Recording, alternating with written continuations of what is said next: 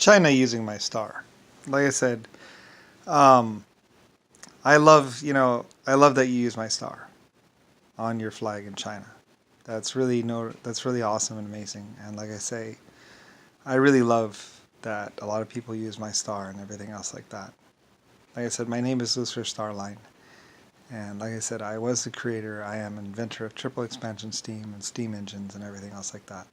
And like I say, I'm really sorry for basically the White House and the Republicans and everything else like that. Like, they're pathetic and they are dishonorable and unworthy. And like I say, I've explained about the White Star submarines, about the Bermuda Triangle, and why so many people were dying, and why the Chinese. And like I said, the Chinese were right. The Chinese said that they did not start the aggression, and I knew that I had not attacked China first, and blah blah blah. And like I said, it was the White Star submarine. They weren't White Star submarines. They're civilian submarines that were refitted and painted white. So, and they were at Pearl Harbor. So, like I say, the Chinese were right about it. They did not aggress first. So, technically, I guess I was the first aggressor there, or something like that, or I was being lied to, basically. Like I said, it was Congress, it was JFK, it was Richard Nixon, it was Rodney Bradley, it was Rick Bush. So, anyway, like I say, I guess the dishonor falls upon me. So, but like I said, I was being lied to. Anyway.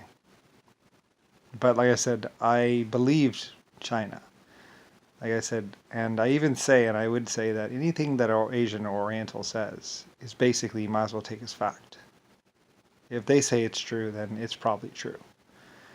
And like I said, for millions or trillions or very, very, very long time, China had been the most honorable, the most honest, the best nation. And like I said, to the point where some of their trades, they were actually losing money on their trades, or losing value for their trade. They're trading, or basically giving away things when they shouldn't have. They were getting fair market value or something for stuff. Like I said, in the analogs of history and everything else like that, and for time and space and everything, China will be shown to be one of the best countries, or the Asian people have always been the best, possibly always will be the best, having suffered the most, having not taken vengeance or retaliatory actions. And like I say, in my eyes at least, that's why I chose them as successors to me. They would be the ones, they were the nation that I chose to basically protect the world and carry on in my stead. Upon my death, upon my whatever, they were the people that would be, protecting civilization and protecting the universe, possibly. They were the best. The best, the most honorable, the most perfect, the most loving, the most everything. They practiced perfection in everything. And like I said, I have never, of all the nations, like I said, many nations and many countries stumbled over things that they just simply walked past like it was nothing. I said, I have a great amount of respect and a great amount of love for China.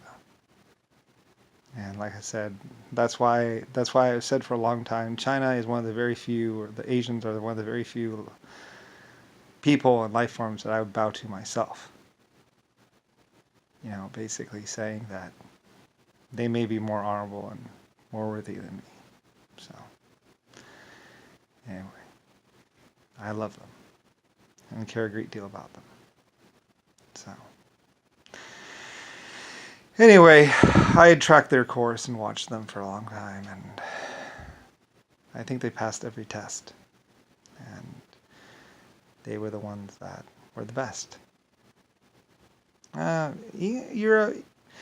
Ireland did pretty good too, though. Like I say, the Irish people and the British people, the Londoners, they did pretty good themselves. The council, not so much. The Queen, she's a good woman. Most of the queens were really good.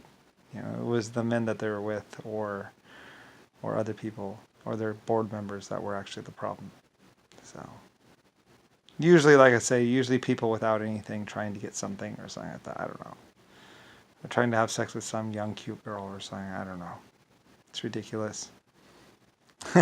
Seems to be the one problem that humanity has normally is basically whatever, and they always go about it the wrong way.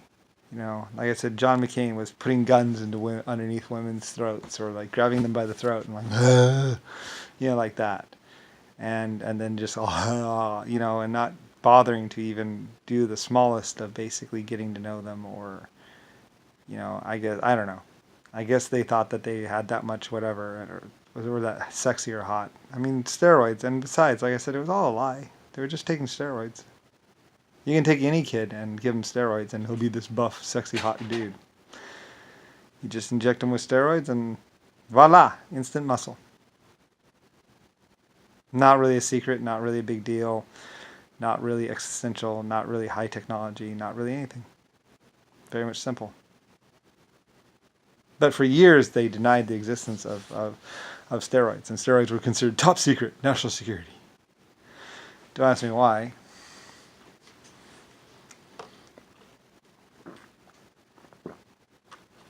Like I said, and that was another thing.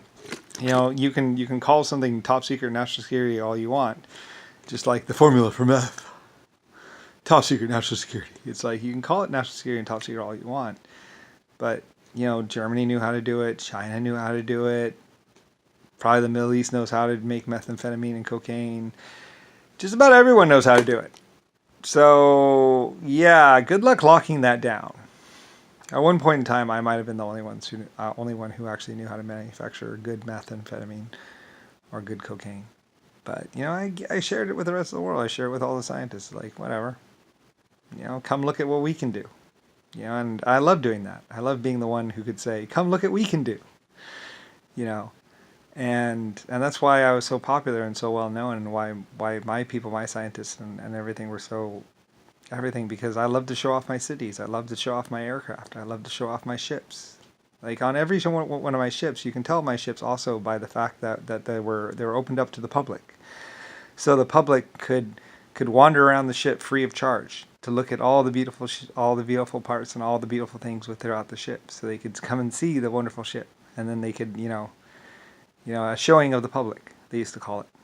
You know, and that's why on one of the ships, after a while though, we stopped doing the showing to the public, because it's like, yeah, everyone's seen it, so you know you've seen it, so whatever. You know, but a lot of my ships, they would come into harbors, and then the public could go and see all the staterooms and take a guided tour through the ship and everything else like that, and see the ships, because like they're marvels, they're works of art. You know, I wanted everyone to see the ships, because you know we worked so hard to make this wonderful, beautiful ship. And they were wonderful, and they were beautiful, and immaculate. So they could come and see it with their own eyes, and wander through the halls, and see how big it was. Oh, it's so big! Yeah, I know. And all my beautiful white ships, all my beautiful white aircraft. You know, that's why we did air shows and stuff like that, so people could see the aircraft. Anyway, like I said, I'm epic. I'm existential. I'm awesome and amazing and wonderful, and I always will be. So, whatever.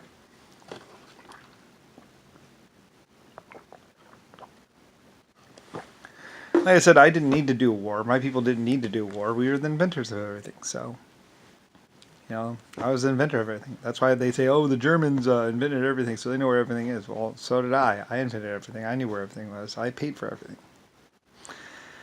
You know, I directed people to build everything. So it's like, you know, I'm the epic builder. Epic civilization builder.